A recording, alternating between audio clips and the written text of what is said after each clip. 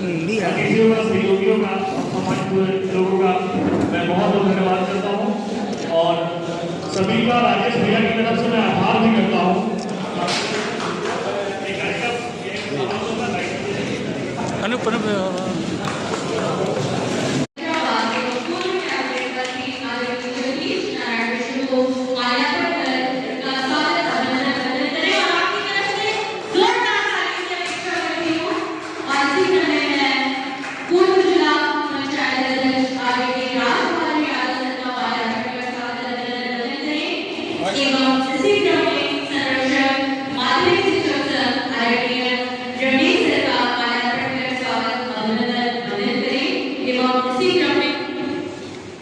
राकेश कुमार श्रीवास्तव महासचिव जिला अध्यक्ष का माल्यार्पण कर स्वागत अभिनंदन बंधन करें और इसी क्रम में आदरणीय जल बहादुर सिंह जलवायु ट्रस्ट प्रधान एवं आदरणीय मनोज मिश्रा विभाग पत्रकारिता एवं जल संचार का माल्यार्पण कर स्वागत अभिनंदन। निवेदन करूंगा कि जी का सम्मान और अकवस्त्रम और स्मृति चिन्ह के साथ मेरे सभी लोगों का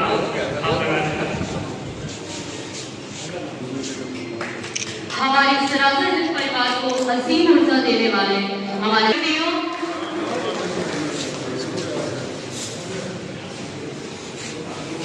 कैलाश सिंह जी का ये सिराजे नाटक परिवार की ओर से सम्मान, एक बार जोरदार तालियां हो जाए।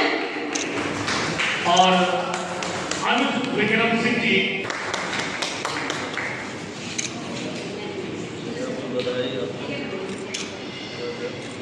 जिनके साथ तालियों में कमी नहीं आनी चाहिए, तालियां जोरदार होनी चाहिए। और अगले क्रम में मैं बुलाना चाहूंगी माननीय मंत्री जी हमारे अतिथि को सम्मानित कर रहे हैं। तो समाज में राजनीतिक क्षेत्र में भी है, सामाजिक क्षेत्र में भी है, हर समाज में आप सक्रिय रहते हैं और इनके कार्यशैली और इनके व्यवहार को देखते हुए इस नाटक में इनका सम्मान इस मंच से करते हैं। माननीय मंत्री श्री जगदीश नारायण राय जी, राजभवन यादव जी, हेलो सर, हमारे मंच संचालक सलमान जी ने लिया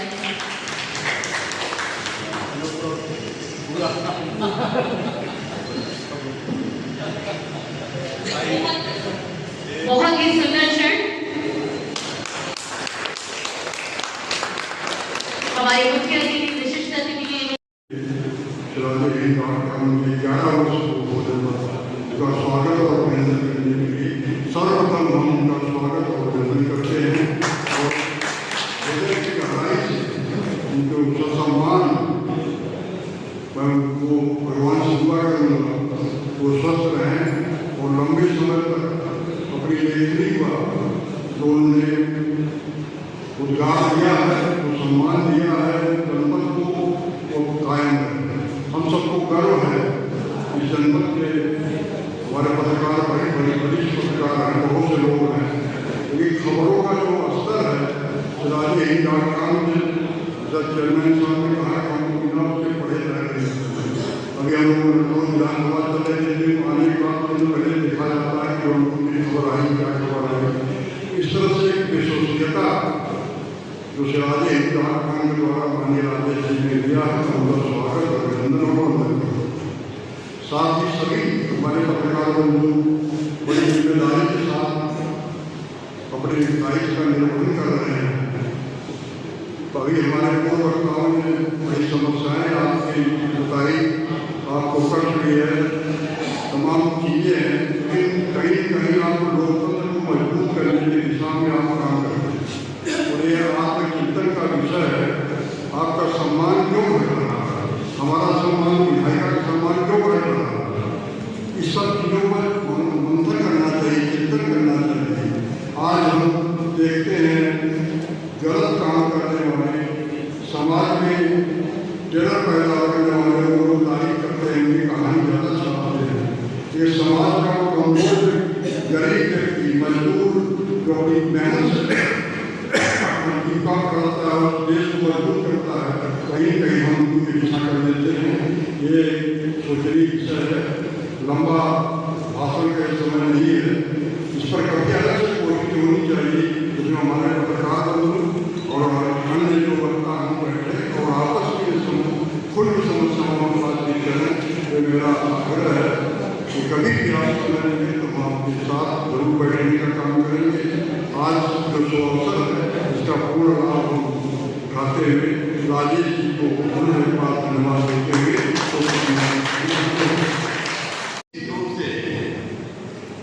सिराजे हिंद का काम है जो अपनी एक पहचान जनपद में नहीं बल्कि पूरे प्रदेश और देश में जो अपनी पहचान स्थापित किया है, जिसकी आज प्रशंसा सभी लोग कर रहे हैं। ये विश्वास है, तमाम लोग खबरें पढ़ते हैं, लेकिन तमाम खबरों को पढ़ने के बाद जब तक सिराजे हिंद का काम की खबर नहीं पढ़ लेते हैं तब तक उन्हें पूर्ण भरोसा नहीं हो पाता है। यह विश्वास अगर किसी ने कायम किया है तो आदरणीय राजेश श्रीवास्तव जी ने, मैं तो हृदय से बहुत बहुत बधाई देना चाहता हूँ। उन्होंने सिराजे हिंद का काम को शिखर तक पहुँचाने का काम किया है और सबका विश्वास जीतने का काम किया है, इससे मैं हृदय से बहुत बहुत बधाई देता हूँ।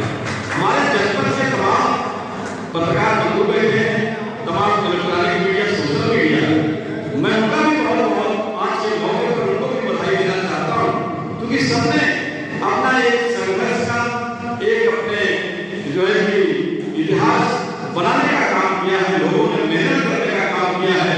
और जनपद जौनपुर के मैं सभी पत्रकार बंधुओं का बहुत बहुत धन्यवाद ज्ञापित करता हूँ, जिन्होंने जनपद की जो भी खबरें हैं उसको जल्द तक पहुँचाने का काम करते हैं। और इन्हीं शब्दों के साथ मैं अपनी महिला समूह का भी अभिनंदन करते हुए सबका धन्यवाद करते हुए मैं अपनी बात को यही करना चाहूँगा, क्योंकि आगे बढ़ूंगा तो बढ़े रहेगा। और आज के मौके पर आदरणीय मिनिस्टर साहब को बहुत बहुत धन्यवाद। किसी के काम जो आए उसे इंसान कहते हैं, किसी के काम जो आए उसे इंसान कहते हैं, पराया दर्द अपनाए उसे इंसान कहते हैं। निश्चित राजेश श्रीवास्तव सर बहुत ही अच्छे रहे हैं, पर जोरदार तालियां राजेश श्रीवास्तव सर के लिए। और मैं कोशिश चाहूंगा कि हमारे कुछ समाज के वरिष्ठ जिनका आपके हमारे संपादक राजेश श्रीवास्तव के द्वारा दिनेश टंडन सर को सम्मानित करते हुए एक बार जोरदार तालियां पुनः हो जाए। आचार्यगण माननीय जेपी सिंह जी के मस्तक पर चंदन नहीं। ओम भोदीपादेव सुरोपस्तम कर्मसाक्षे कविग्नमिनतः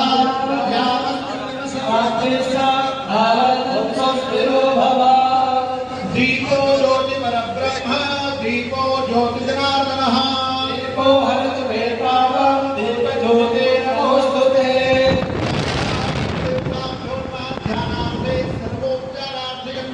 पुष्पाणि समर्पयामि। सबसे पहले सबके बाईं तरफ श्री सीताराम जी महाराज हैं, अकारण करुणा बरला रहे हैं।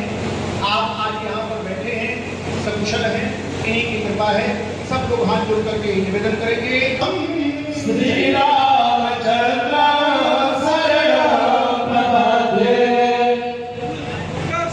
श्री हनुमान जी महाराज का ध्यान करेंगे। मनोजवम मारुततुल्यवेगम जितेन्द्रियंगोऽधिमताम्बरेशं वातात्मजं वानरयोधनोऽभ्यं श्रीरामदूतं शरणं प्रपद्ये। भगवान श्री राधा कृष्ण भगवान है, इनका भी ध्यान करेंगे। बंसी विभूषित करा नवनील दाभा पीता दरविंद्र नेता कृष्णा परम किमपि न त्वमहं जाने। कृष्णाय वासुदेवाय हरे परमात्मने प्रणताय गोविंदाय नमो नमः। श्री भगवान राधा कृष्ण चरणकमलेभ्यो नमः। हाथ में पुनः पुष्प देंगे। इस मंदिर प्रांगण में भवानी अंबिका का भी मंदिर है। आप सभी हाथ जोड़कर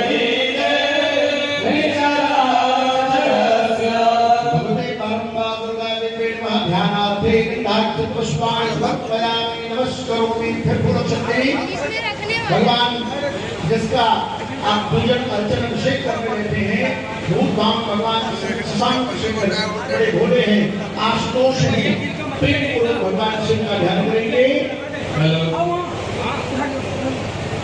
ओम सानंदमानंदमले वसंतम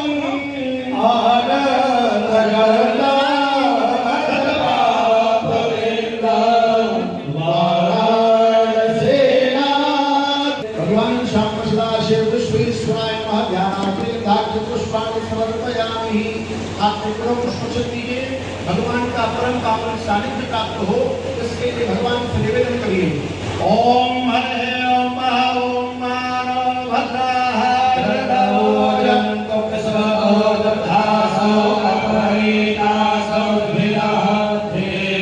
भारतीय जनता पार्टी का एक ही काम है, भारतीय जनता पार्टी का एक ही काम है, काम बिगाड़ना। अगर हमेशा कर लो थोड़ा सा, कोई भी हो, उनके परिवार के लोग या उनके अनुयायी या आसपास के लोग उन्हें सम्मान देना चाहते हैं, उनकी प्रतिमा लगाना चाहते हैं, तो सरकार को कहां से ये कानून याद आ जाते हैं और जानबूझ करके इस तरह का व्यवहार करते हैं, डराने का काम करते हैं। ये डरा करके, बुलडोजर दिखा करके या पुलिस को अपना कार्यकर्ता बना करके उससे कामयाब नहीं होंगे, क्योंकि जनता ने जो अभी सबक सिखाया इनको, जनता तैयार है, आने वाले समय में इनको और सबक सिखाने जा रहा है। चुनाव से पहले भारतीय जनता पार्टी षड्यंत्र करना चाहती है, चुनाव से पहले, और उनका लक्ष्य पहले दिन से रहा है कि समाजवादियों को कैसे बदनाम किया जाए, और खास कर से के मुसलमानों को लेकर के उनकी जो सोच है वो अनडेमोक्रेटिक है, अनकॉन्स्टिट्यूशनल है। ये सोचिए, एक मुख्यमंत्री योगी, तो इसका मतलब ये है कि अगर कोई योगी अगर वो लोकतंत्र पर भरोसा नहीं करता है और कॉन्स्टिट्यूशन पर भरोसा नहीं करता, वो योगी नहीं हो सकता है। मैं 3 घटनाओं का उदाहरण देना चाहता हूं आपके सामने जी। पहली घटना हाथरस, जिसमें एक साधु संत के कार्यक्रम के लिए, परमिशन के लिए भारतीय जनता पार्टी के विधायक और नेताओं ने लिखा था, लेकिन जो प्रशासन को काम करना चाहिए था, जिस जिम्मेदारी से सुरक्षा और उन चीजों का इंतजाम करना था, वो नहीं किया, जिसका परिणाम ये हुआ कि बड़ी संख्या में लोगों की जान चली गई। न केवल जान गई है, उनका नुकसान हुआ बड़े पैमाने पर। बहुत से लोगों का हाथ पैर या जो भी नुकसान हुआ, उसका कोई मदद सरकार ने नहीं की। दूसरा, आपने देखा होगा गोमती नगर में जो भी बना हमको दे देना, और जो मुख्यमंत्री ने सदन में ये कहा, सूची तो हालांकि बहुत लंबी थी, इसमें पुलिस का दोष कम है, पुलिस तो पूरी सूची दी थी, लेकिन भारतीय जनता पार्टी के जो मुख्यमंत्री और सरकार है वो ये चाहती है कि पुलिस भी भारतीय जनता पार्टी की कार्यकर्ता बन जाए। ये जो नए तरह का काम हो रहा है कि पुलिस को भी ये भारतीय जनता पार्टी का कार्यकर्ता बना रहे हैं। जब पुलिस ने सूची दी सब नामों की, तो आखिरकार मुख्यमंत्री जी ने केवल यादव और मुस्लिम का नाम क्यों पढ़ा? और सच्चाई पुलिस भी जानती है कि जिसमें कि यादव का जिसका नाम लिया है, सुनने में आ रहा है कि वो फुटिंग में नहीं था, जो कैमरे की जो तस्वीर है उसमें नहीं है, वो कैमरे में नहीं था, क्योंकि वो चाय पीने गया था और पुलिस को यादव मिल गया, इसलिए उसको जेल भेज दिया। मैं आपके सामने कहना चाहता हूं, ऐसे लोग जो कानून का उल्लंघन कर रहे हैं और भारतीय जनता पार्टी के कार्यकर्ता बन करके काम कर रहे हैं, जब कभी भी सरकार आएगी, ऐसे अधिकारियों के खिलाफ भी कार्रवाई होगी। तीसरा अयोध्या का, जिसमें कोई पॉलिटिकल पार्टी, अगर समाजवादी पार्टी ये बात कहती है कि डीएनए टेस्ट होना चाहिए, कैसे मुख्यमंत्री हैं ये, इन्हें कौन राय दे रहा है? ये कानून किसका संशोधित है? ये इन्हीं का संशोधित कानून है 2023 का, जिसमें ये कहा गया है कि डीएनए टेस्ट होना चाहिए अगर 7 साल से ज्यादा किसी की सजा का कोई प्रावधान है तो। तो क्या गलत मांगा? और उनके परिवार के लोग कह रहे हैं, और वहां भी पुलिस सच्चाई जानती है, हमारे पत्रकार साथी भी जानते हैं सच्चाई। वहां की पुलिस जब बीजेपी के इशारे पर और वो सच्चाई से अगर काम करना चाहते तो उन्होंने क्या किया? उन अधिकारियों के खिलाफ कार्रवाई कर दी। तमाम अधिकारी ऐसे हैं जो कह रहे हैं कि हमें तो नौकरी बचानी है, हम क्या करें? हम टेंशन में आ जाएं कि हम भी सर मार दें किसी आदमी के सर पे। आपने देखा नहीं बनारस में क्यूटो में क्या हुआ? अधिकारी पे इतना प्रेशर, इतना प्रेशर, इतना प्रेशर कि वो आकर के सर मार दिया उसके व्यापारी के। सोचिए आप, इसमें तमाम ऐसे लोग हैं, आप अकेले में बात करना कितने प्रेशर में जीवन जी रहे हैं। ये जो भार है इनके पास, मेडल, बेल और ये तमाम लैनियार्ड और नेम प्लेट और तमाम उसके अलावा ऐसा भार है इनके ऊपर, ये काम नहीं कर सकते, न्याय नहीं दे सकते। और उसका परिणाम ये हुआ कि भेदभाव कर रहे हैं, और ये भेदभाव इसलिए कर रहे हैं कि इनको हर जगह राजनीति दिखाई दे रही है, वोट दिखाई दे रहा है। ये कितना भी कुछ कर लें, अब जनता को इनसे कोई उम्मीद नहीं है। और जब उम्मीद खत्म हो जाए किसी पॉलिटिकल पार्टी से तो समझ लेना उनका सफाया होना निश्चित है। ये जो हारे हैं, इतना बुरा हारे हैं, जनता इससे भी बुरा इन्हें हराएगी, तभी इनका इलाज हो सकता है। एंग्लो इंडियंस की लोकसभा में और विधानसभा में एक सीट हुआ करती थी, उनका रिप्रेजेंटेशन था। इन्होंने जनगणना करा ली फर्जी, इन्होंने फर्जी जनगणना कराई और फर्जी जनगणना करा करके एंग्लो इंडियंस की एक सीट ले ली, छीन ली। अभी सुनने में आ रहा है, एक मंत्री जी चिल्ला रही हैं कि आरक्षण खत्म हो गया। अच्छा, आप खुद सोचिए, सरकार में भी रहेंगे और आरक्षण की भी बात करेंगे, तो जिन्हें आरक्षण की चिंता है, जो पिछड़े, दलित और अल्पसंख्यक आदिवासी भाई बहन हैं, चाहे वो दिल्ली में हो चाहे लखनऊ में है, तुरंत बीजेपी को छोड़ दें, तुरंत छोड़ दें।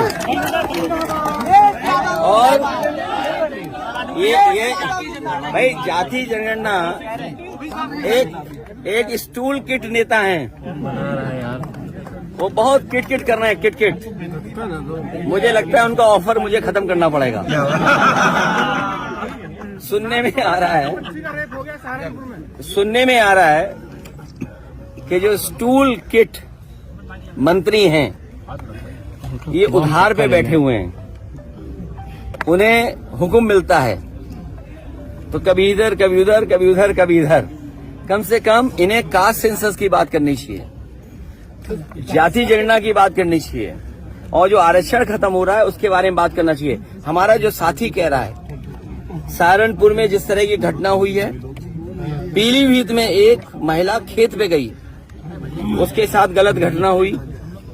आज सुनने में आ रहा है अयोध्या में भी घटना हुई, और कन्नौज की मैं बता दूं, एक दलित समाज की बेटी, उसके साथ जो घटना हुई, और पुलिस और बीजेपी के लोगों ने मिलकर के एक झूठी कहानी बनाई, उसे पेड़ पे लटका करके बताया कि पेड़ पर वो अपनी आत्महत्या की, और उसका पोस्टमार्टम नहीं हुआ। ये पोस्टमार्टम किसकी वजह से नहीं हुआ है? वहां के बीजेपी के नेता हैं जिनकी वजह से पोस्टमार्टम उस बेटी का नहीं हुआ है। हम तो आपके तरफ से मांग करेंगे कि जिस बेटी को पेड़ पर लटकाया गया था कन्नौज की, जिसका पोस्टमार्टम नहीं हुआ, उसका दोबारा पोस्टमार्टम कर करके, और जो उसके बीजेपी के कार्यकर्ता नेता शामिल थे, उन पर भी इसी तरह बुलडोजर चलाया जाए। भारत के जो सोलर मिशन है और ओवरऑल रिन्यूएबल एनर्जी के जो मिशन है, प्रोग्राम इम्प्लीमेंटेशन है, इसमें जो विजन है, उसको देखकर मुझे और मेरे जैसे अनगिनत लोगों को जो इस पर बहुत विश्वास करते हैं, बहुत दुख होता है और बहुत डिमोटिवेटिंग सा फील आता है। मैं इसका कारण आपको बताता हूँ। ऑनरेबल चेयर सर, हमारे देश के पास रिन्यूएबल एनर्जी के सेक्टर में इतनी संभावनाएं हैं, संभवतः इस पूरे विश्व में किसी भी और देश के पास वो संभावनाएं ना हो। अगर मैं सोलर अकेले की बात करूं तो हमारे देश में 300 ऐसे दिन हैं जो सनी है, सूरज की किरण वहां पर पड़ती है। जिस देश में 300 सनी डेज यू हैव, आप अपने सारी एनर्जी की जो आवश्यकताएं हैं वो सिर्फ सोलर से पूरा कर सकते हैं। फिर कहां गड़बड़ी हो रही है, कहां दिक्कत हो रही है, ये समझने की बात है। ऑनरेबल चेयर सर, हमारे देश की बात शुरू करने से पहले एक बारी मैं चाइना को बीच में लाना चाहता हूं, क्योंकि चाइना आज वो देश है जिसने जीरो से हीरो तक का सफर लगभग 10 से 15 सालों में सफर किया है। ऑनरेबल चेयर सर, आप देखिए कि चाइना का मोटिवेशन क्या है सोलर मिशन या रिन्यूएबल एनर्जी में। चाइना का मोटिवेशन है ग्रोथ, चाइना का मोटिवेशन है जॉब क्रिएशन। इंडिया का क्या मोटिवेशन है? इंडिया का मोटिवेशन है कि CO2 के जो एमिशन है उसको कम करना।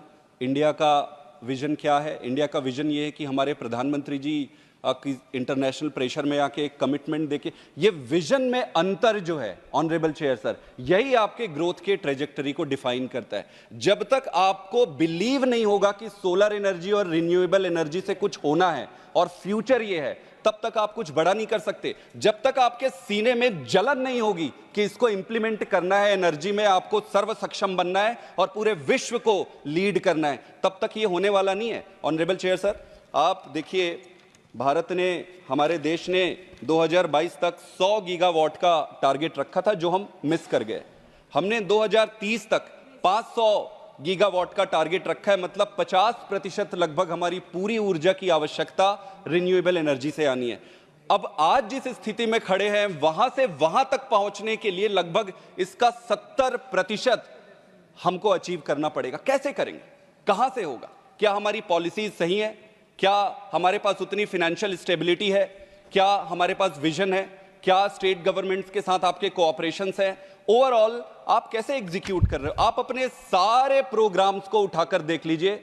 मैं पूरी संजीदगी के साथ कहना चाहता हूं, एक एक प्रोग्राम्स जो आपने पहले शुरू किया है, नाम याद नहीं रहता क्योंकि हर दिन स्लोगन चेंज हो जाता है, इसलिए मैं सिर्फ, आप सारे प्रोग्राम्स उठाकर देख लीजिए, सारे प्रोग्राम्स फेल हो रहे हैं। ऑनरेबल चेयर सर, सबसे पहले मैं पॉलिसी को लूंगा। पॉलिसी में अगर देखेंगे 3 महत्वपूर्ण चीजें निकल कर आती, बहुत गंभीर विषय है, ध्यान दीजिएगा। Lack of clarity in vision, delayed entry and inconsistent policies.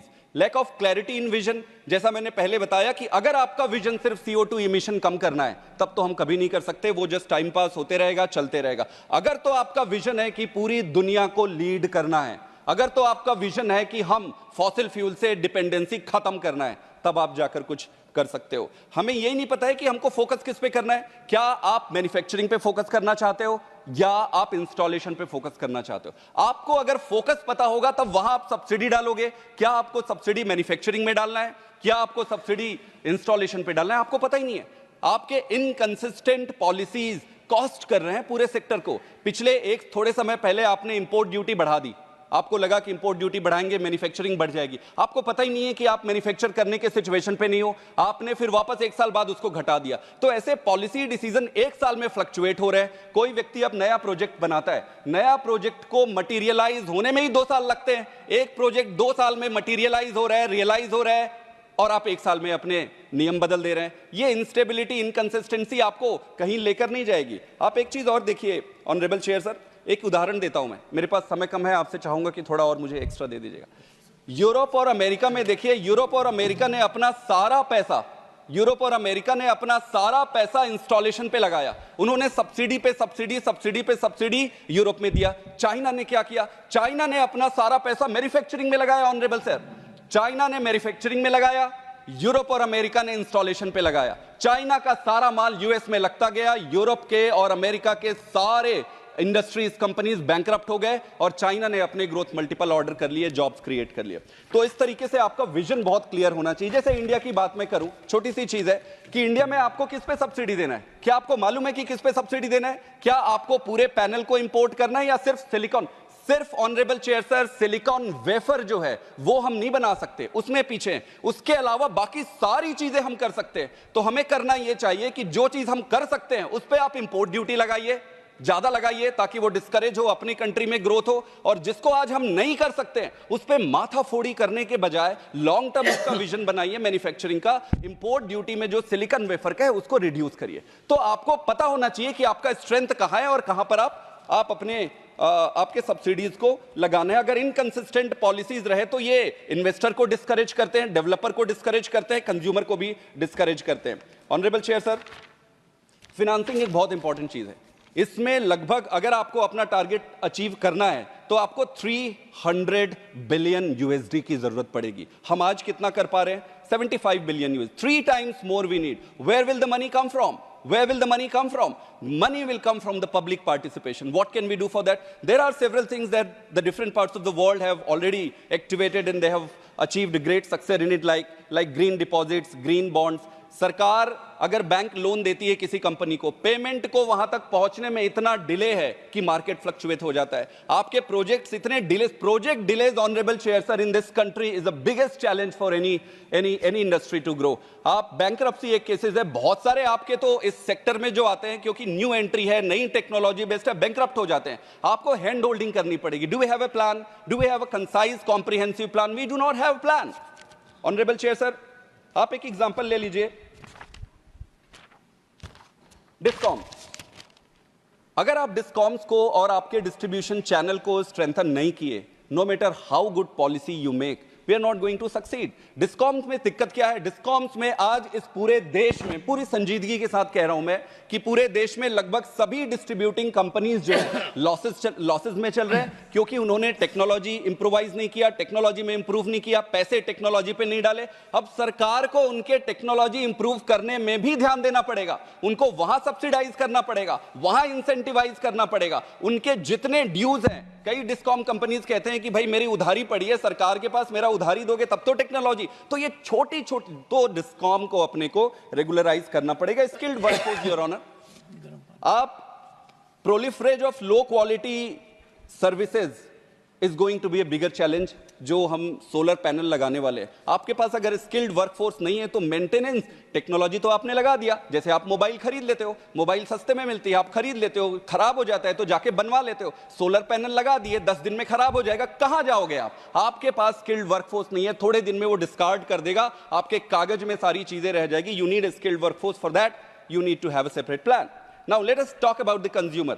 आप कहते हो कि आप 8 रुपए में कंज्यूमर को 8 रुपए में खरीदना पड़ता है बिजली और 2.5 रुपए में आप उसको कहते हो कि आप ये बेचो. ये कैसे पॉसिबल है? ये पॉसिबल नहीं. आपको सर्वे करना पड़ेगा, कंज्यूमर से पूछना पड़ेगा कि भाई आपको क्या चाहिए, आपने क्यों डिसकंटिन्यू किया और मैं कैसे हेल्प कर सकता हूं. You should have a continuous survey mechanism so that you have a real time feedback on this. Allied industries, honourable chair sir, जब तक आप बैटरी पे पैसा नहीं लगाओगे, आज मैं कह रहा हूं 10 साल बाद आप डिबेट करोगे. आज आप सोलर पे पैसा डाल रहे हो, विंड पे पैसा डाल रहे हो, जब तक आप बैटरी पे पैसा नहीं डालोगे, बैटरी पे एडवांसमेंट नहीं लाओगे, तब तक आपका solar industry, renewable energy grow नहीं करेगा. बैटरी के लिए आपको लिथियम चाहिए, लिथियम आपको डिग आउट करना पड़ेगा, उसके लिए R&D करने पड़ेंगे, रिसर्च करने पड़ेंगे. मेरे कहने का मतलब यह है कि बहुत सारे इंडस्ट्रीज एक साथ मिलकर एक ग्रुप को आगे बढ़ाते हैं. तो क्या आपने कभी बैटरी वाला जो सेगमेंट है उसको रिन्यूएबल एनर्जी से मैच किया है? क्या डिस्कॉम के जो इश्यूज है इसको इससे मैच किया है? इस सारी चीजों को होलिस्टिक व्यू में summarise, I just summarise in one thing. कई सारी पॉलिसीज देश में, जैसे आप लीजिए, हमारे देश में लगभग 90 प्लेयर हैं, 90 प्लेयर्स हैं, सिर्फ 90 प्लेयर्स. और अमेरिका में, चाइना में लगभग 2000 बिगर प्लेयर हैं जो कि मैन्युफैक्चरिंग में काम करते हैं. तो आप ले लीजिए 5-10 प्लेयर एक तरफ बड़े इंडिया में और दूसरी तरफ 2000 प्लेयर चाइना में. आपको हैंड होल्डिंग करना पड़ेगा. हमारे देश में अनफॉर्चुनेटली 2-3 प्लेयर हैं. जैसे आप लेंगे कि अडानी जो कंपनी है उसने $50 to $70 बिलियन गुजरात में इन्वेस्ट किया है. उनके अलावा कोई दूसरे है नहीं इस फील्ड में. आप कैसे चलाओगे? तो आप एक इंडस्ट्री के भरोसे रहकर इस पूरे सेगमेंट की, भारत की ट्रेजेक्टरी आप नहीं कर सकते. वैसे ही कॉपर के प्यूरिफिकेशन में आप देखिए कि गुजरात के कच्छ में अगेन $1.2 बिलियन का इन्वेस्टमेंट अडानी ने किया है और सिर्फ दूसरे कोई प्लेयर नहीं है. We need to have players, we need to have many players. I would request Honorable Chair sir, through you to the government, that please increase the horizon of your friends. Make 100 billion people your friends. Make the entire country your friends. And therefore, Honorable Chair sir, the policy paralysis, policy delay, late entry, all these things put together is making tough task for the government. I still wish the government luck, and we are all here to support the government, provided it is on the right direction. Thank you very much. But any suggestions? One second. Any suggestions why there are not more players? Monopoly rights है कईयों को. In this field? In this field. It's Because very interesting. You have made a point, and a very important point. Yeah. Why are there not more players? I'll tell you, sir. I'll tell you. There are two things, sir. Well, you may not like what I'm going to say, But some friends, Say what is likable. some friends may, No. some, Say something which is likable. okay. Or, Okay. or alternatively, what you can do मेरे हिसाब से what you can do is have a small note. We'll discuss. No, मैं ये कह रहा हूँ sir. I'll tell you why. Why? Because our country has Competition Commission Act. Now the act is very categorical, and that act does not create an ecosystem that is monopolistic. Now, when such an important point is being made, which is important, someone who is doing something to be appreciated, and if there are impediments where others are not making an entry, on that you give me a small paper. मैं sir एक I minute में would बिना not नाम लिए, बिना किसी को because it offend has to be किए आपको मैं likable. बिना ऑफेंड किए एक उत्तर देता हूँ. सर जैसे हमने अभी इंपोर्ट और कस्टम ड्यूटी में जो बड़े मशीन्स होते हैं सोलर पैनल मैन्युफैक्चरिंग में, उसको एब्सोल्युटली जीरो कर दिया. अब आप बताइए सर, आज के डेट में इस देश में कितनी ऐसी कंपनियां हैं जो उन मशीनों को यूज करेगी? Hardly one. So there is only one company which is going to use these big machines, and thousands of crores is going to make it on this. So what government can do? Government will have to bring new players. I have a positive mind, Mr. Pathak, and give a note to me also. What is coming in the way of any player getting into it? Yes, that's where the government will have to. We have a very sir Act. सरकार को hand hold करना पड़ेगा, और दो Good तीन suggestion. दोस्तों के अलावा, अडानी और अंबानी के अलावा दूसरे से दोस्ती करनी पड़ेगी. Deleted. Thank you. There has always been a demand, those who are not members of the house. Thank you, sir. मैं समाज सेवी जस सिंह जौनपुर कलेक्ट्रेट परिसर में 6 अगस्त को सुबह 10 बजे से धरना पर बैठा था. रात 10 बजे तक लगातार धरना पर बैठा रहा, और रात 10 बजे सदर एसडीएम पवन यादव जी हमारे पास आए भारी संख्या में फोर्स के साथ, और जबरी उन्होंने हाथ पकड़ करके हमारा उठाया. कहा कि किसानों को कोई तकलीफ नहीं है, हम लोग नहर में पानी दे देंगे, आपको यहाँ नहीं बैठने देंगे, और आमरण अनशन आप हटाइए यहाँ से, और हम किसी भी परिस्थिति में यहाँ धरना करके नहीं बैठने देंगे, ये हमारा क्षेत्र है. हमने कहा कि मैंने जिलाधिकारी जौनपुर को इसकी सूचना दी है, और हमको परमिशन भी मिला हुआ है. हमारे साथ सब चिकित्सक और सब सुरक्षा लग चुकी है, लेकिन वो कुछ भी नहीं माने. केवल धरना स्थल पे वो अब शब्द कहते हुए उनको हटा रहे हैं, और इस तरह से हम पवन एसडीएम का विरोध करते हुए हम जिलाधिकारी माननीय जिलाधिकारी से जौनपुर से विनय करेंगे कि शारदा साहेब खंड 39 में 125 किलोमीटर की दूरी तक नहर में पानी तत्काल भेजा जाए, और पवन एसडीएम के ऊपर थोड़ा सा अंकुश रखा जाए. धरना जो करने आता है वो परमिशन लेके यहाँ बैठता है, और धरना स्थल केवल पवन एसडीएम का नहीं है, बल्कि ये जिले का सार्वजनिक धरना स्थल है, और यह पवन एसडीएम के क्षेत्र में नहीं था, बल्कि मछली शहर एसडीएम के क्षेत्र में और इलाहाबाद सिंचाई विभाग के अधिकारियों के क्षेत्र में था, और हमारी मांग इलाहाबाद सिंचाई विभाग के अधिकारियों से थी. इसलिए हम पवन एसडीएम सदर का विरोध करते हुए हम माननीय जिलाधिकारी जौनपुर मुख्यमंत्री उत्तर प्रदेश से न्याय की अपील कर रहे हैं कि धरने पर कृपया इस तरह के अधिकारियों को न भेजा जाए, जिससे कि देश का मान सम्मान टूटे और नेताओं का मान सम्मान टूटे. और हम चाहते हैं कि इस मामले की जांच भी की जाए. सदर के 2 आए हुए थे सिंचाई विभाग के अधिकारी, उन्होंने कहा हमारे कार्य क्षेत्र में नहीं है, लेकिन हमको बुलाया गया, यहाँ पे हम आए हुए हैं. हम इलाहाबाद के अधिकारियों से बात करेंगे. कल दिन भर इलाहाबाद के अधिकारी जो है जेई एसी और बादशाहपुर जंगई नहर के किनारे टहलते रहे, उपाय खोजते रहे. अब देखिए आज उन्होंने क्या उपाय निकाला है, पानी बढ़ाएंगे कि नहीं. पानी मामला ये है कि 0 से 38 किलोमीटर तक पानी खूब आ रहा है, और 0 से 38 के बाद 100 किलोमीटर तक पानी नहीं आ रहा है. इसमें 2 एसडीओ का विवाद है. जो बादशाहपुर के पहले नहर है उसमें खूब पानी आ रहा है, और उसमें जितनी बाहियाँ हैं सब खोल करके पूरा पानी ले रहे हैं. शेष पानी नहीं आ रहा है. इस तरह से हम न्याय चाहते हैं. का मौका मिला है. लोकसभा प्रभारी के रूप में भी मैंने आपके साथ काम किया है, और नगर पालिका में भी एक बार काम करने का मौका मिला है, और लगातार जौनपुर जनपद के हमारे सब वरिष्ठ कार्यकर्ता बड़ी अनुभवी हैं। हमने पिछले हर घर तिरंगा का कार्यक्रम किया है, बहुत ज़्यादा विषय नहीं क्योंकि गर्मी भी है।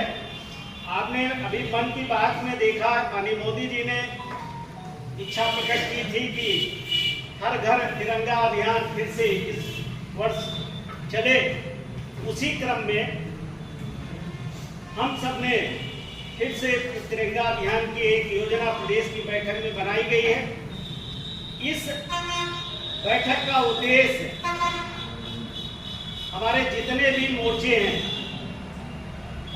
हमारे मेन बॉडी के हैं, जो मंडलों के अध्यक्ष हैं, मंडलों के हम सब जिस प्रकार से यहाँ बैठे हैं और जो आगे कार्यक्रम घोषित हुए हैं, उन सभी कार्यक्रमों को जिस प्रकार से ये बैठक हो रही है उसी प्रकार से हमको मंडलों की बैठक 9 और 10 में करनी है।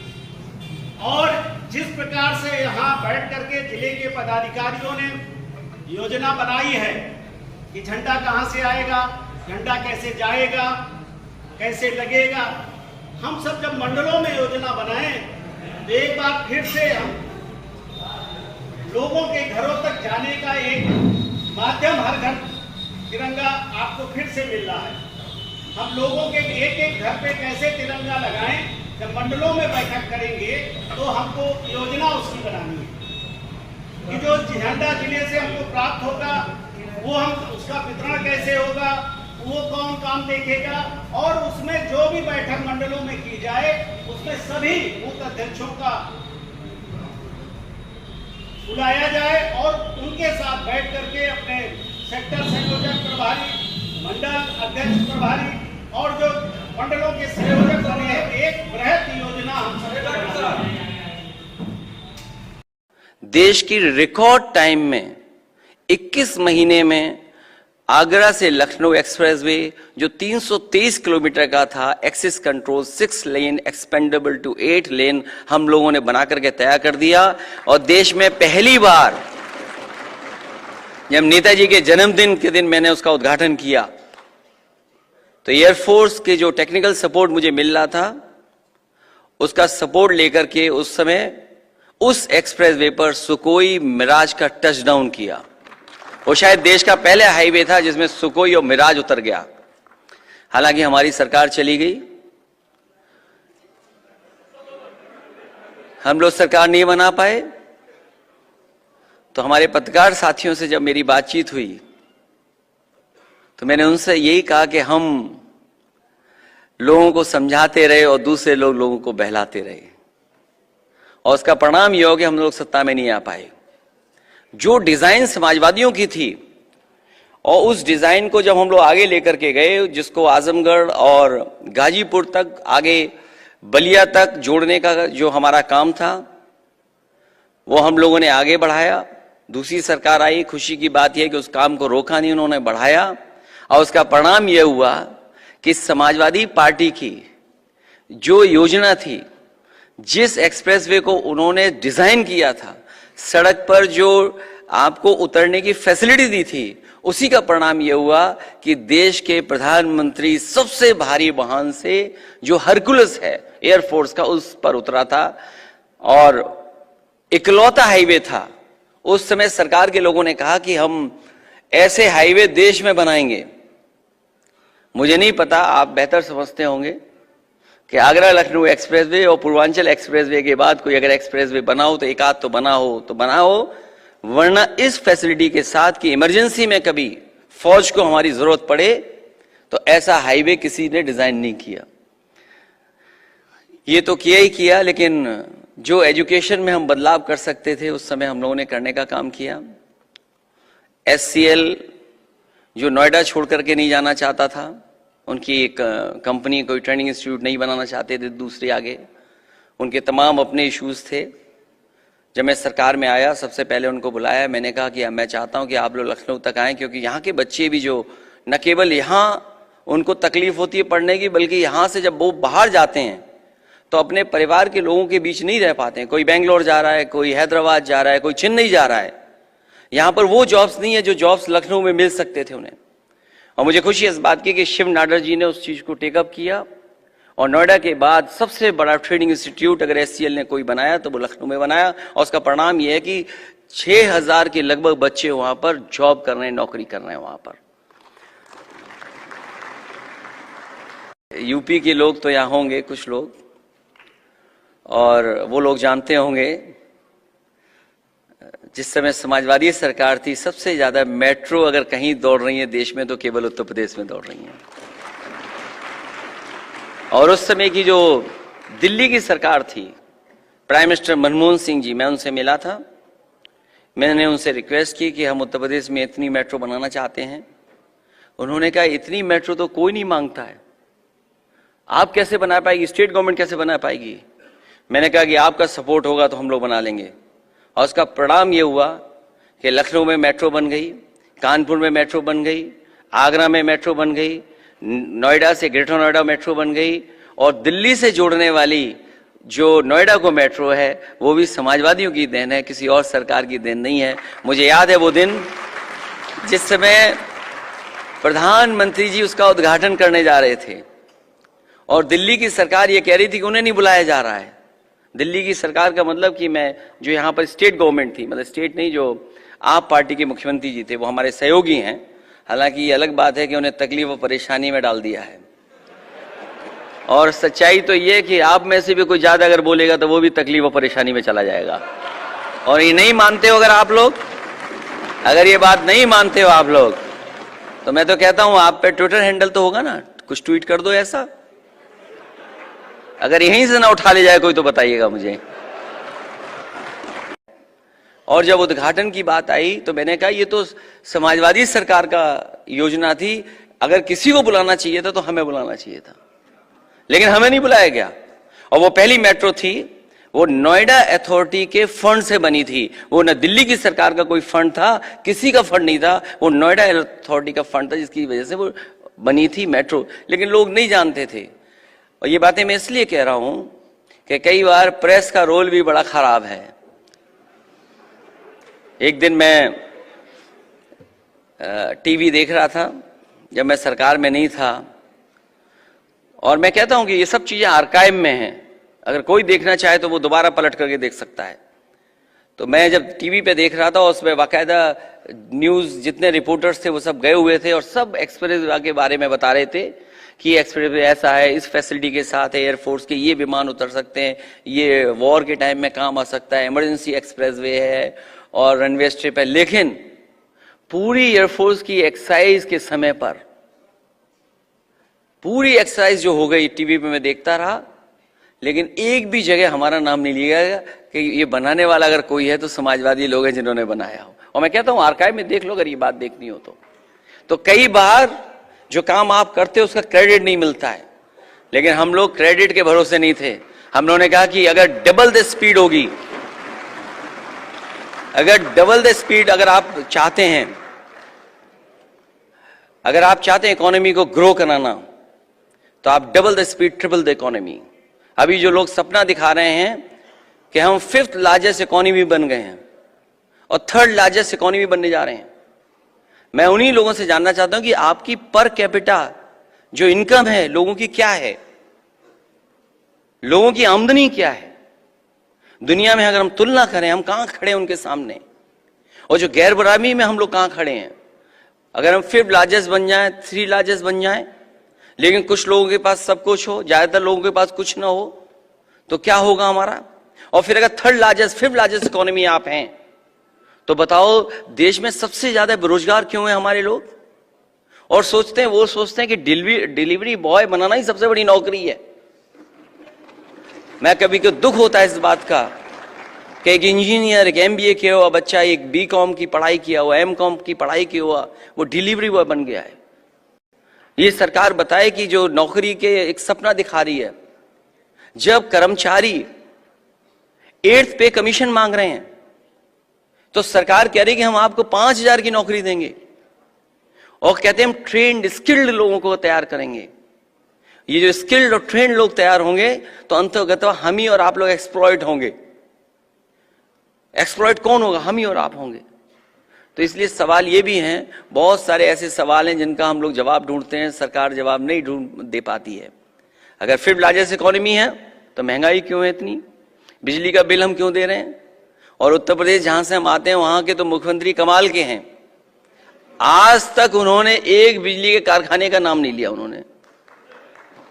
और जो कारखाने लगना शुरू हुए थे, जो बिजली के कारखाने थे, अगर वो लग गए होते तो आज शायद उत्तर प्रदेश में सबसे सस्ती बिजली होती। लेकिन आज उत्तर प्रदेश में सबसे ज्यादा बिजली महंगी है, और उसका परिणाम यह है कि हम किसी इंडस्ट्री को नहीं बुला सकते। जो एफडीआई को लेकर के और इन्वेस्टमेंट को लेकर के बड़े बड़े आयोजन हुए, बड़े बड़े इन्वेस्टमेंट मीट हुई, डिफेंस का बड़ा बड़ा कार्यक्रम हुआ, लेकिन जब मुड़ करके देखते हैं पूरे देश का जो एफडीआई आया है उत्तर प्रदेश में 1% भी नहीं आया, जो उत्तर प्रदेश प्रधानमंत्री देता है। सबसे ज्यादा बीजेपी के लोकसभा के सांसद जिताया, उसके पास एफडीआई नहीं कुछ। और मां गंगा की कसम खा करके न जाने क्या क्या सपने दिखाए थे। आज सोचो मां गंगा की स्थिति क्या है। और मैंने उस समय भी कहा और आज भी कहता हूं मैं, जो लोग मां गंगा से झूठ बोल सकते हैं वो किसी से भी झूठ बोल सकते हैं। उन्होंने कहा कि हम मां गंगा को साफ सुथरा बना देंगे। आप देखिए जितनी भी गंदगी है, चाहे वो दिल्ली की हो, ये जितनी भी दिल्ली की गंदगी है सब यमुना से होकर के गंगा में जा रही है, कोई सफाई का इंतजाम नहीं। जितनी भी हमारी और नदियां हैं उन सब में गंदा पानी जाकर के अंतर्गत गंगा में चला जाता है। नमामि गंगा, गंगा सफाई, वो जो सपने दिखाए थे वो कहां पहुंचे हैं सपने। और यही नहीं, हमारे बनारस के लोग तो बड़े भरोसे वाले लोग हैं। उन्होंने कहा कि हम आपको क्यूटो बना देंगे। आज हम मुड़ के देखते हैं क्यूटो बना ही नहीं, वो सड़कों पर ट्रैफिक की जगह सांड घूम रहे हैं। और ये बात मैं इसलिए कह रहा हूं, परसों लखनऊ में एक सांड ने 22 लोगों को घायल किया है। सोचो आप, 22 लोगों को। दिल्ली में भी है, ऐसा नहीं कि दिल्ली की सड़कों में नहीं है।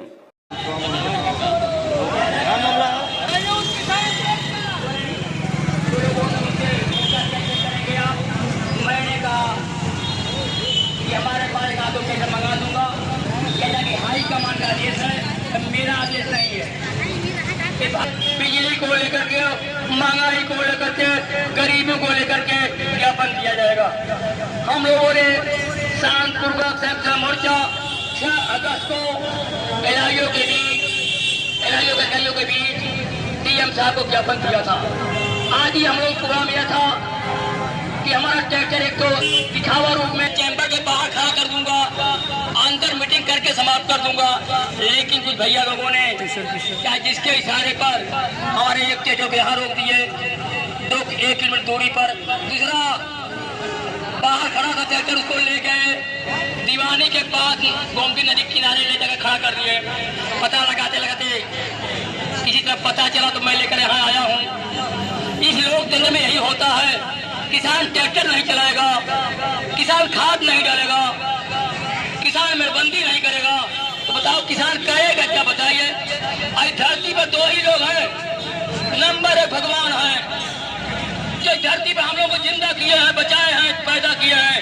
दूसरा किसान है। अगर किसान न होता, किसी के शरीर पर वर्दी न होती, किसान न होता, किसी के मुख में जल न होता, किसान न होता, न कोई जिंदा और जीवित रहता। किसान ही चारा पैदा करता है, चारे को पशु खाता है। किसान का बेटा मजदूर खुदाई करता है, बोरिंग करता है, पानी का व्यवस्था करता है। इस धरती पर 2 भगवान हैं, एक का नाम ईश्वर, दूसरा का नाम किसान। बाकी कोई धरती नहीं है, बाकी सब इसके नौकर है। जय जवान, जय किसान, जय जवान, जय किसान। लेकिन आज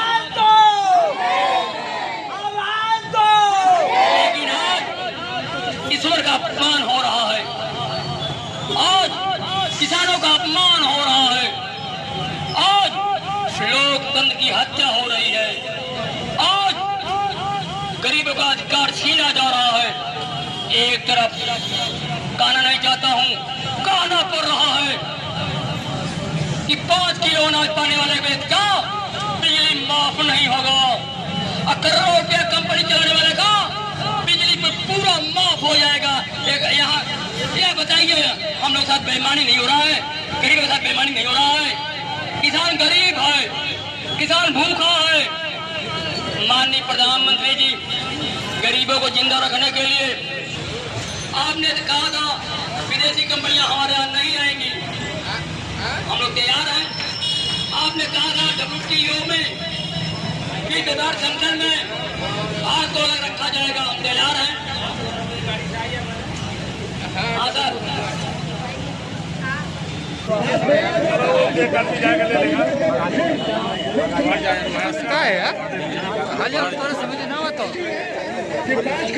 निकालने के लिए तो गैस लेना पड़ता है, कीमत क्या 1,000 रुपये दे पाता है किसान, जिसको फ्री में राशन मिलता हो, वो 1,000 का गैस कैसे खरीद सकता है? तो ये जो किसानों की समस्याएं हैं, मजदूरों की जो समस्याएं हैं, उसके लिए हमको मांगे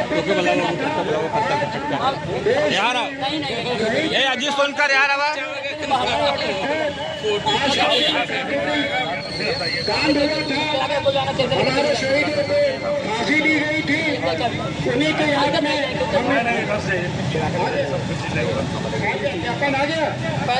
पैदल लोग हमारे साथ चलेंगे, ज्ञापन काम हो जा रहा है, ट्रैक्टर वापस हो जाएगा। ट्रैक्टर हमारा हाई कमान का दिया था, जहाँ ट्रैक्टर रोका गया वहीं धरना दिया गया, वहीं ज्ञापन भी दिया जा रहा, काम पूरा मेरा हो रहा है। लाज भैया आप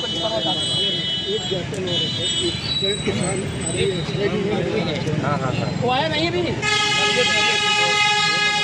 आप उधर से। अरे उल्टा पकड़ा है, घाम में घाम लग गया, उल्टा पकड़ लिए। आवाज चला आवाज चला आवाज चला। अरे पीछे पीछे जाओ थोड़ा सर। पहली बार सर ऐसा हुआ जब सर पहली बार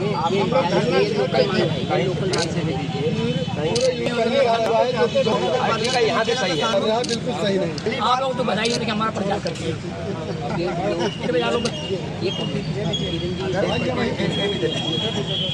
सर ये लोकल मांगे हैं, आ गया फूल इकट्ठा थमा दो बेटे यहाँ।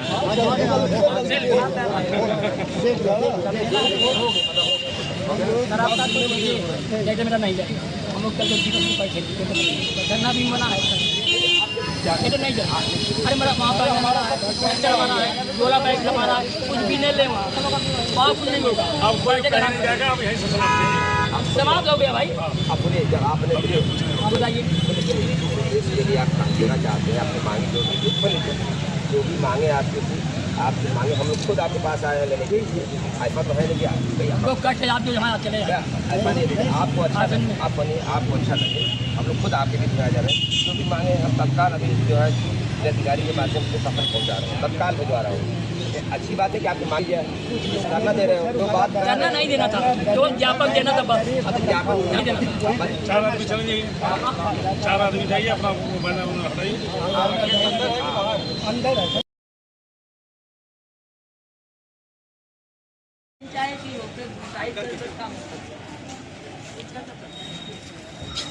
हम लोग आएगा खाली बस हर बैठना। अरे पंकज तो यहीं पे था भाई, ये तो बेचारा मेहनत करत रहा भाई की।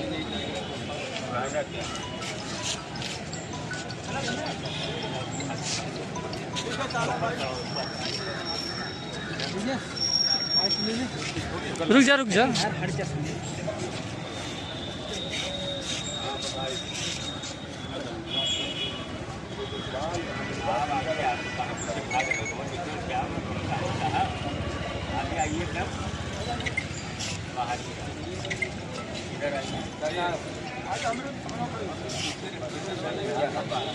आप सही बात।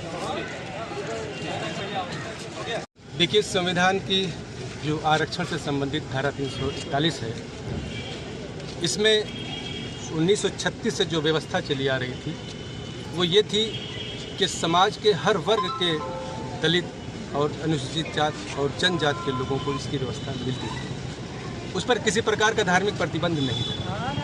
लेकिन आज़ादी के बाद प्रथम सरकार माननीय पंडित जवाहरलाल नेहरू जी के नेतृत्व में जो गठित की गई, तो उन्होंने 10 अगस्त आज ही के दिन एक अध्यादेश जारी करके 10 अगस्त 1950 को एक अध्यादेश जारी करके इस पर धार्मिक प्रतिबंध लगा दिया कि इसकी व्यवस्था सिर्फ हिंदू समाज के लोगों को ही मिलेगी, उनके ही अनुसूचित जात के लोगों को मिलेगी बाकी और धर्म के जो मानने वाले हैं उनको ये सहूलियत, ये सुविधा नहीं मिली। 1956 में सिखों ने अपनी लड़ाई लड़ी और उस सूची में अपना नाम भी शामिल करवा लिया कि सिख जात के जो अनुसूचित जात है, जो पिछड़े हैं, उनको इसकी व्यवस्था मिलेगी, इसका लाभ मिलेगा।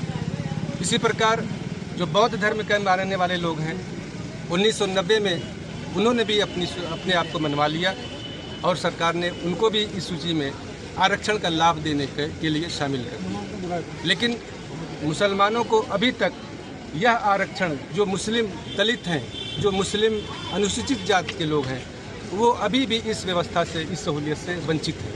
अभी उनको ये सहूलियत नहीं दी जा रही है। यहाँ तक कि सिर्फ मुसलमान ही नहीं, बल्कि जो ईसाई मजहब के मानने वाले हैं, उनको भी ये व्यवस्था नहीं मिल रही है। इसलिए राष्ट्रीय उलमा कौंसिल ये मांग करती है कि जो व्यवस्था 1936 से चली आ रही थी, सामाजिक अवस्था की बुनियाद पर, सामाजिक गिरावट की बुनियाद पर जो आरक्षण का प्राविधान जो 1936 से चला आ रहा था, राष्ट्रीय उलमा ये मांग करती है, उलमा कौंसिल, कि उसको बहाल किया जाए और उस पर से धार्मिक प्रतिबंध हटाया जाए। इसी को लेकर आज राष्ट्रीय उलमा कौंसिल ने माननीय प्रधानमंत्री जी को संबोधित जिलाधिकारी के माध्यम से ज्ञापन किया है। क्या नाम आपका? मैं अंसार अहमद खान, उत्तर प्रदेश राष्ट्रीय उलमा कौंसिल उपाध्यक्ष।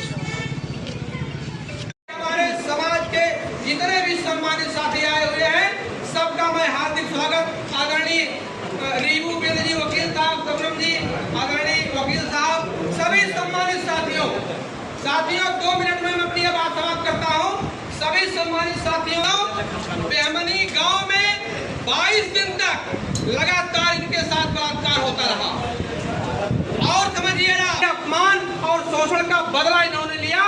लेकिन आप जानिए, जिनके उसी महिला को जेल में बंद कर दिया गया 11 साल तक। कोई सबसे पहले मैं आज वीरांगना देवी फूलन देवी जी, जिनकी जन्म जयंती है, और पूरे प्रदेश में आदरणीय राष्ट्रीय अध्यक्ष जी के दिशा निर्देश पर सभी कार्यालयों में समाजवादी पार्टी के जितने भी कार्यालय प्रदेश भर में हैं, सब में और सभी कार्यकर्ता मिल करके मना रहे हैं।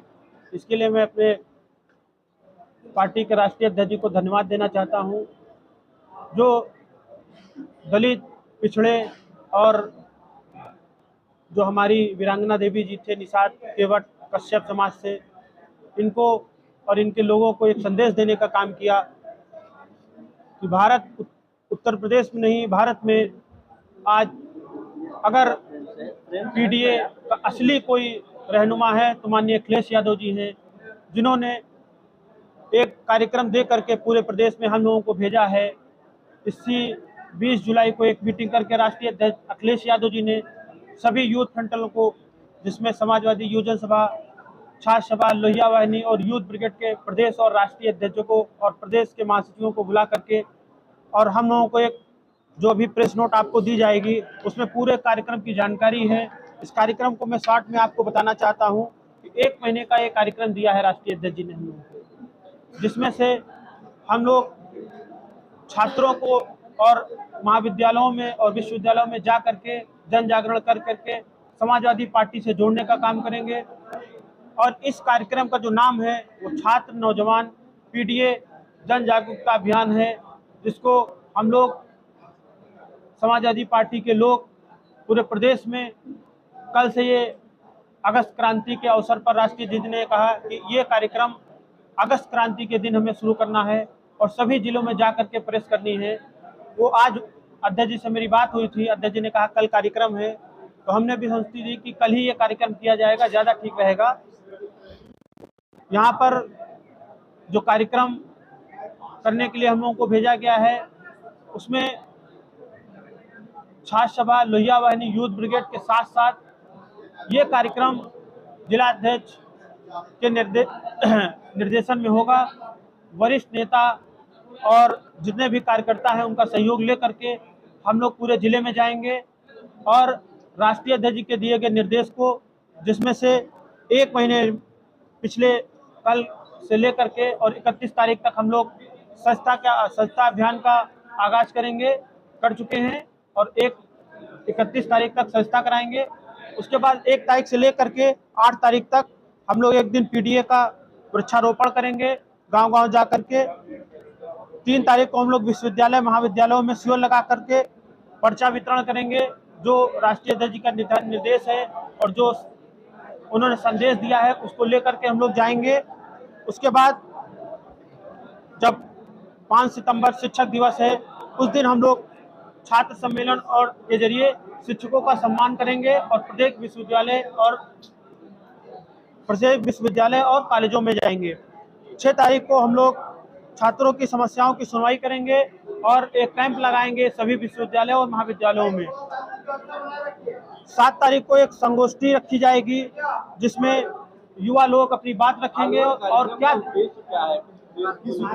ये हमने आपसे बताया कि राष्ट्रीय अध्यक्ष जी के दिशा निर्देश पर पीडीए जो राष्ट्रीय अध्यक्ष जी ने बनाया था पिछले चुनाव में, जो हमें सफलता मिली है, उसके साथ आगे बढ़ करके हमें नए लोगों को कैसे अपनी पार्टी में जोड़ना है, जिसके जरिए जो विश्वविद्यालयों में पढ़ने वाले, जो पढ़ के निकलने वाले छात्र हैं, उनको समाजवादी पार्टी से कैसे जोड़ा जाए, उनकी विचारधारा जो हमारी पार्टी की विचारधारा है उनको कैसे बताई जाए और वो हमारी विचारधारा से जुड़े पार्टी को बेहद स्तर पर ले जाने का काम समाजवादी पार्टी के राष्ट्रीय अध्यक्ष जी ने पूरे प्रदेश में जो चलाया है, उसी कार्यक्रम के माध्यम से हम लोगों को भेजा गया है और ये कार्यक्रम हम लोग 1 महीने लगातार चलाने वाले हैं। अभी समाजवादी पार्टी संघर्ष का प्रतीक मानी जाती है। नेताजी मुलायम सिंह जी के समय में संगठन जिला या तहसील ब्लॉक स्तर पर स्थानीय समस्याओं को लेकर सड़कों पर उतरना, इधर ये चीजें खत्म हो गई। इसी संघर्ष सड़क पर नहीं दिख रहा है। चूंकि आपको भी पता है चुनाव अभी चुनाव हुआ है और चुनाव के अभी 2 महीना बीते हैं, अभी सत्र चल रहे हैं। विधानसभा सत्र भी खत्म हुआ है, लोकसभा सत्र भी चल रहा है। इन सत्रों के समाप्त होने के बाद ये कार्यक्रम हम लोग कर रहे हैं। इसी कार्यक्रम के बाद हम लोग सड़कों पे जाने का काम करेंगे। सड़कों पे जाने से पहले हम लोगों के जो कील कांटे होते हैं उनको मजबूत करते हैं। संगठन में जो हमारी दिक्कतें होती हैं, हमारी समस्याएं होती हैं, उसको कैसे मजबूत करना है और नई धार कैसे लानी है, इन सबको हम लोग करने के बाद ही संघर्ष समाजवादी पार्टी संघर्ष के कोख से ही निकली है। संघर्ष हमारा जो है जी। धन्यवाद। थोड़ा सा समाजवादी और एक चीज कहूंगा यहाँ से, विपक्ष के लिए भी और इनकी सत्ता में बैठे नए नए साथियों के लिए भी जो इनके साथ नए नए गए हैं, इस तानाशाही से अगर लड़ना है तो एकजुट होके लड़ना पड़ेगा। ये ना सोचें कि आज आम आदमी पार्टी के कार्यकर्ता नेता जेल में हैं, कल नंबर आपका भी आएगा, कल नंबर उनका भी आएगा जो दूसरे पक्ष में बैठे हैं या इधर के पक्ष में बैठे हैं। कल नंबर उनका भी आएगा जो इधर नए नए गए हैं कि हम तो इनके साथ हैं। एनडीए के साथियों को भी कहना चाहता हूं, उनके साथ जो गए हैं, और इंडिया गठबंधन के भी एक आदमी को और बाकी सब पार्टियों के साथियों को कहना चाहता हूं, पार्टी की जिंदगी के लिए नहीं, नेताओं की जिंदगी के लिए नहीं, देश के लिए इकट्ठा होकर लड़ना पड़ेगा। देश के लिए इकट्ठा होकर लड़ना पड़ेगा। और आज कह रहा हूं इस मंच से कि अगर देश के पूरे विपक्ष के नेता पूरी ताकत से एक बार हुंकार भर देंगे तो आज देश में वो माहौल है कि अरविंद केजरीवाल जी 24 घंटे के अंदर बाहर आ जाएंगे। अगर देश के विपक्ष के नेता एकजुट होकर हुंकार भर देंगे तो केजरीवाल जी केवल और केवल 24 घंटे के अंदर जेल से बाहर आ जाएंगे। मैं आज लिख के दे रहा हूं आपको, लेकिन इकट्ठे होकर करना पड़ेगा। ये मत सोचिए अभी तो केजरीवाल जी गए, जब हम पे आएगी तो देखेंगे, नहीं, सब पे आई हुई है। सबको इकट्ठे होकर लड़ना पड़ेगा, सबको इकट्ठे होकर चुनाव भी लड़ने पड़ेंगे, लड़ाइयां भी लड़नी पड़ेंगी, कानूनी लड़ाइयां भी लड़नी पड़ेंगी। और एकजुट हो गया तो इस चुनाव में तो दिखाई दिया कि 400 पार ढूंढते रह गए। एकजुट होकर लड़ेंगे तो आगे आने वाले चुनावों में भी ढूंढते रह जाएंगे कहां है, 0 पार, बस सीधे कहा 0 पार।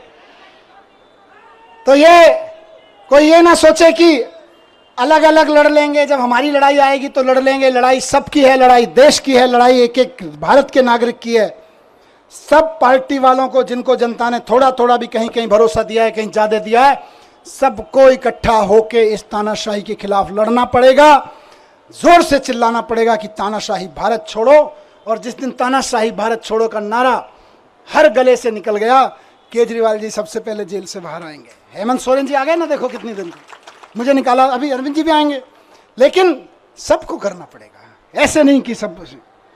तो मैं बस यही कह रहा हूं कि आम आदमी पार्टी की तरफ से तो आज हम भरोसा दिलाते हैं कि दिल्ली के चुनाव में भी और बाकी चुनावों में भी पूरे देश में कश्मीर से लेकर कन्याकुमारी तक एक एक घर में इस आवाज़ को उठाएंगे, एक एक शहर, एक एक नगर में इस आवाज़ को उठाएंगे और बता देंगे कि हमारे इरादे कितने फौलादी हैं।